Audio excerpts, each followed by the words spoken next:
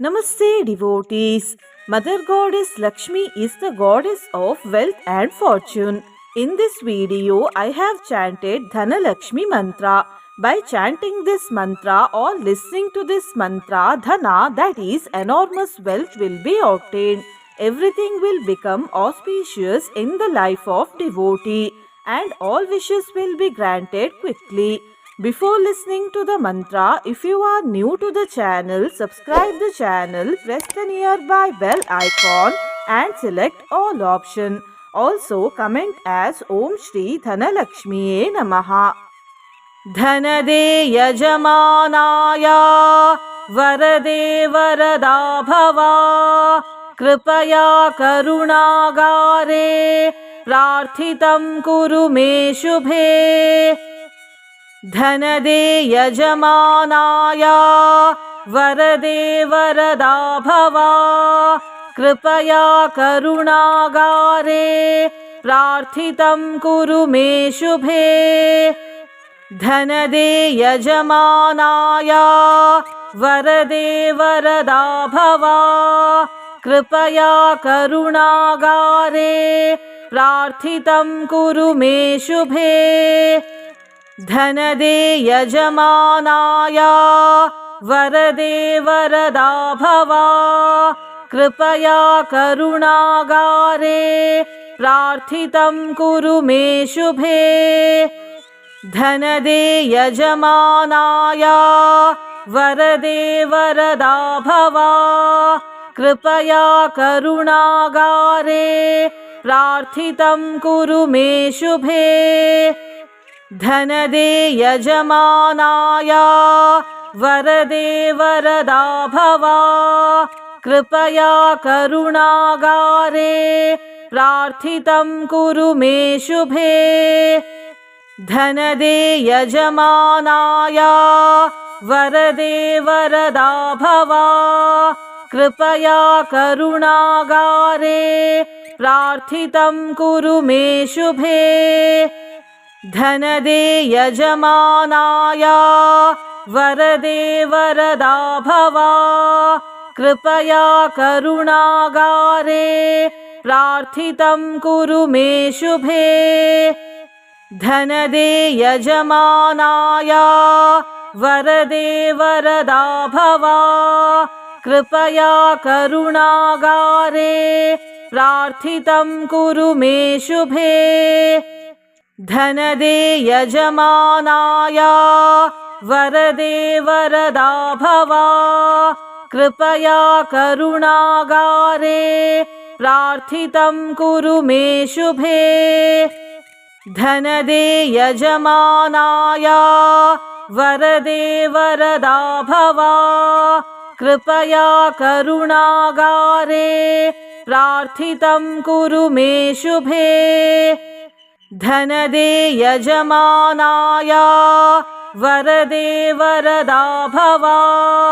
कृपया करुणागारे प्रार्थितं कुरु मे शुभे धनदे यजमानाय वरदे वरदा भवा कृपया करुणागारे प्रार्थितं कुरु मे शुभे धनदे यजमानाय वरदे वरदा भवा कृपया करुणागारे प्रार्थितं कुरु मे शुभे धनदे यजमानाय वरदे वरदा भवा कृपया करुणागारे प्रार्थितं कुरु मे शुभे धनदे यजमानाय वरदे वरदा भवा कृपया करुणागारे प्रार्थितं कुरु मे शुभे धनदे यजमानाय वरदे वरदा भवा कृपया करुणागारे प्रार्थितं कुरु मे शुभे धनदे यजमानाय वरदे वरदा भवा कृपया करुणागारे प्रार्थितं कुरु मे शुभे धनदे यजमानाय वरदे वरदा भव कृपया करुणागारे प्रार्थितं कुरु मे शुभे धनदे यजमानाय वरदे वरदा भव कृपया करुणागारे प्रार्थितं कुरु मे शुभे धनदे यजमानाय वरदे वरदा भव कृपया करुणागारे प्रार्थितं कुरु मे शुभे धनदे यजमानाय वरदे वरदा भव कृपया करुणागारे प्रार्थितं कुरु मे शुभे धनदे यजमानाय वरदे वरदा भव कृपया करुणागारे प्रार्थितं कुरु मे शुभे धनदे यजमानाय वरदे वरदा भव कृपया करुणागारे प्रार्थितं कुरु मे शुभे धनदे यजमानाय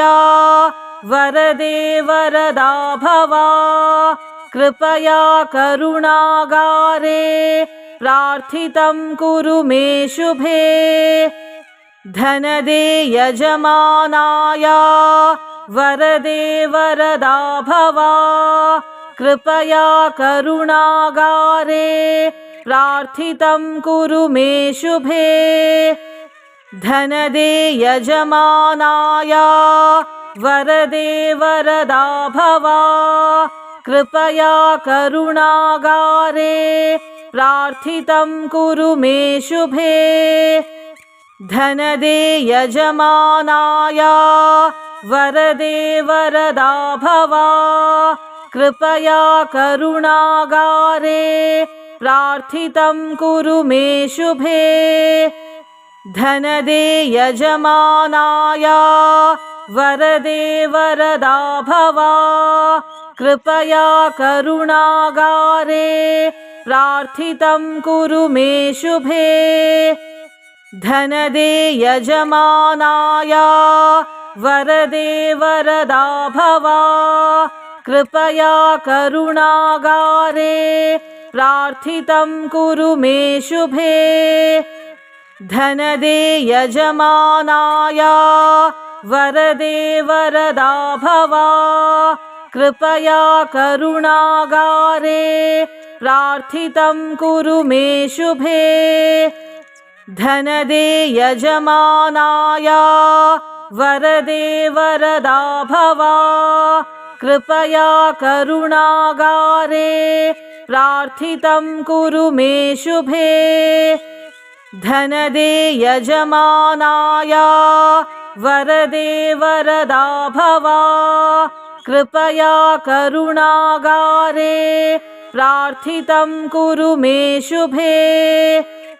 धनदे यजमानाय वरदे वरदा भव कृपया करुणागारे प्रार्थितं कुरु मे शुभे धनदे यजमानाय वरदे वरदा भव कृपया करुणागारे प्रार्थितं कुरु मे शुभे धनदे यजमानाय वरदे वरदा भव कृपया करुणागारे प्रार्थितं कुरु मे शुभे धनदे यजमानाय वरदे वरदा भव कृपया करुणागारे प्रार्थितं कुरु मे शुभे धनदे यजमानाय वरदे वरदा भव कृपया करुणागारे प्रार्थितं कुरु मे शुभे धनदे यजमानाय वरदे वरदा भव कृपया करुणागारे प्रार्थितं कुरु मे शुभे धनदे यजमानाय वरदे वरदा भव कृपया करुणागारे प्रार्थितं कुरु मे शुभे धनदे यजमानाय वरदे वरदा भव कृपया करुणागारे प्रार्थितं कुरु मे शुभे धनदे यजमानाय वरदे वरदा भव कृपया करुणागारे प्रार्थितं कुरु मे शुभे धनदे यजमानाय वरदे वरदा भव कृपया करुणागारे प्रार्थितं कुरु मे शुभे धनदे यजमानाय वरदे वरदा भव कृपया करुणागारे प्रार्थितं कुरु मे शुभे धनदे यजमानाय वरदे वरदा भव कृपया करुणागारे प्रार्थितं कुरु मे शुभे धनदे यजमानाय वरदे वरदा भव कृपया करुणागारे प्रार्थितं कुरु मे शुभे धनदे यजमानाय वरदे वरदा भव कृपया करुणागारे प्रार्थितं कुरु मे शुभे धनदे यजमानाय वरदे वरदा भव कृपया करुणागारे प्रार्थितं कुरु मे शुभे धनदे यजमानाय वरदे वरदा भव कृपया करुणागारे प्रार्थितं कुरु मे शुभे धनदे यजमानाय वरदे वरदा भव कृपया करुणागारे प्रार्थितं कुरु मे शुभे धनदे यजमानाय वरदे वरदा भव कृपया करुणागारे प्रार्थितं कुरु मे शुभे धनदे यजमानाय वरदे वरदा भव कृपया करुणागारे प्रार्थितं कुरु मे शुभे धनदे यजमानाय वरदे वरदा भव कृपया करुणागारे प्रार्थितं कुरु मे शुभे धनदे यजमानाय वरदे वरदा भव कृपया करुणागारे प्रार्थितं कुरु मे शुभे धनदे यजमानाय वरदे वरदा भव कृपया करुणागारे प्रार्थितं कुरु मे शुभे धनदे यजमानाय वरदे वरदा भव कृपया करुणागारे प्रार्थितं कुरु मे शुभे धनदे यजमानाय वरदे वरदा भव कृपया करुणागारे प्रार्थितं कुरु मे शुभे धनदे यजमानाय वरदे वरदा भव कृपया करुणागारे प्रार्थितं कुरु मे शुभे धनदे यजमानाय वरदे वरदा भव कृपया करुणागारे प्रार्थितं कुरु मे शुभे धनदे यजमानाय वरदे वरदा भव कृपया करुणागारे प्रार्थितं कुरु मे शुभे धनदे यजमानाय वरदे वरदा भव कृपया करुणागारे प्रार्थितं कुरु मे शुभे धनदे यजमानाय वरदे वरदा भव कृपया करुणागारे प्रार्थितं कुरु मे शुभे धनदे यजमानाय वरदे वरदा भव कृपया करुणागारे प्रार्थितं कुरु मे शुभे धनदे यजमानाय वरदे वरदा भव कृपया करुणागारे प्रार्थितं कुरु मे शुभे धनदे यजमानाय वरदे वरदा भव कृपया करुणागारे प्रार्थितं कुरु मे शुभे धनदे यजमानाय वरदे वरदा भव कृपया करुणागारे प्रार्थितं कुरु मे शुभे धनदे यजमानाय वरदे वरदा भव कृपया करुणागारे प्रार्थितं कुरु मे शुभे धनदे यजमानाय वरदे वरदा भव कृपया करुणागारे प्रार्थितं कुरु मे शुभे धनदे यजमानाय वरदे वरदा भव कृपया करुणागारे प्रार्थितं कुरु मे शुभे धनदे यजमानाय वरदे वरदा भव कृपया करुणागारे प्रार्थितं कुरु मे शुभे धनदे यजमानाय वरदे वरदा भव कृपया करुणागारे प्रार्थितं कुरु मे शुभे धनदे यजमानाय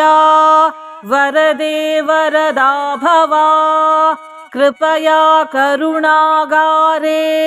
प्रार्थितं कुरु मे शुभे धनदे यजमानाय वरदे वरदा भव कृपया करुणागारे प्रार्थितं कुरु मे शुभे धनदे यजमानाय वरदे वरदा भव कृपया करुणागारे प्रार्थितं कुरु मे शुभे धनदे यजमानाय वरदे वरदा भव कृपया करुणागारे प्रार्थितं कुरु मे शुभे धनदे यजमानाय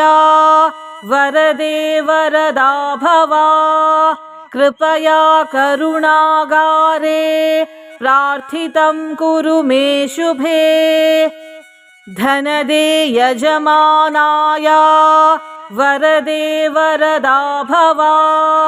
कृपया करुणागारे प्रार्थितं कुरु मे शुभे धनदे यजमानाय वरदे वरदा भव कृपया करुणागारे प्रार्थितं कुरु मे शुभे धनदे यजमानाय वरदे वरदा भव कृपया करुणागारे प्रार्थितं कुरु मे शुभे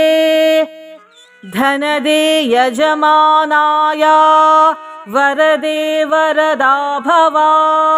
कृपया करुणागारे प्रार्थितं कुरु मे शुभे धनदे यजमानाय वरदे वरदा भव कृपया करुणागारे प्रार्थितं कुरु मे शुभे धनदे यजमानाय वरदे वरदा भव कृपया करुणागारे प्रार्थितं कुरु मे शुभे धनदे यजमानाय वरदे वरदा भव कृपया करुणागारे प्रार्थितं कुरु मे शुभे धनदे यजमानाय वरदे वरदा भव कृपया करुणागारे प्रार्थितं कुरु मे शुभे धनदे यजमानाय वरदे वरदा भव कृपया करुणागारे प्रार्थितं कुरु मे शुभे धनदे यजमानाय वरदे वरदा भव कृपया करुणागारे प्रार्थितं कुरु मे शुभे धनदे यजमानाय वरदे वरदा भव कृपया करुणागारे प्रार्थितं कुरु मे शुभे धनदे यजमानाय वरदे वरदा भव कृपया करुणागारे प्रार्थितं कुरु मे शुभे धनदे यजमानाय वरदे वरदा भव कृपया करुणागारे प्रार्थितं कुरु मे शुभे धनदे यजमानाय वरदे वरदा भव कृपया करुणागारे प्रार्थितं कुरु मे शुभे धनदे यजमानाय वरदे वरदा भव कृपया करुणागारे प्रार्थितं कुरु मे शुभे धनदे यजमानाय वरदे वरदा भव कृपया करुणागारे प्रार्थितं कुरु मे शुभे धनदे यजमानाय वरदे वरदा भव कृपया करुणागारे प्रार्थितं कुरु मे शुभे धनदे यजमानाय वरदे वरदा भव कृपया करुणागारे प्रार्थितं कुरु मे शुभे धनदे यजमानाय वरदे वरदा भव कृपया करुणागारे प्रार्थितं कुरु मे शुभे धनदे यजमानाय वरदे वरदा भव कृपया करुणागारे प्रार्थितं कुरु मे शुभे धनदे यजमानाय वरदे वरदा भव कृपया करुणागारे प्रार्थितं कुरु मे शुभे धनदे यजमानाय वरदे वरदा भव कृपया करुणागारे प्रार्थितं कुरु मे शुभे धनदे यजमानाय वरदे वरदा भव कृपया करुणागारे प्रार्थितं कुरु मे शुभे धनदे यजमानाय वरदे वरदा भव कृपया करुणागारे प्रार्थितं कुरु मे शुभे धनदे यजमानाय वरदे वरदा भव कृपया करुणागारे प्रार्थितं कुरु मे शुभे धनदे यजमानाय वरदे वरदा भव कृपया करुणागारे प्रार्थितं कुरु मे शुभे धनदे यजमानाय वरदे वरदा भव कृपया करुणागारे प्रार्थितं कुरु मे शुभे धनदे यजमानाय वरदे वरदा भव कृपया करुणागारे प्रार्थितं कुरु मे शुभे धनदे यजमानाय वरदे वरदा भव कृपया करुणागारे प्रार्थितं कुरु मे शुभे धनदे यजमानाय वरदे वरदा भव कृपया करुणागारे प्रार्थितं कुरु मे शुभे धनदे यजमानाय वरदे वरदा भव कृपया करुणागारे प्रार्थितं कुरु मे शुभे धनदे यजमानाय वरदे वरदा भव कृपया करुणागारे प्रार्थितं कुरु मे शुभे।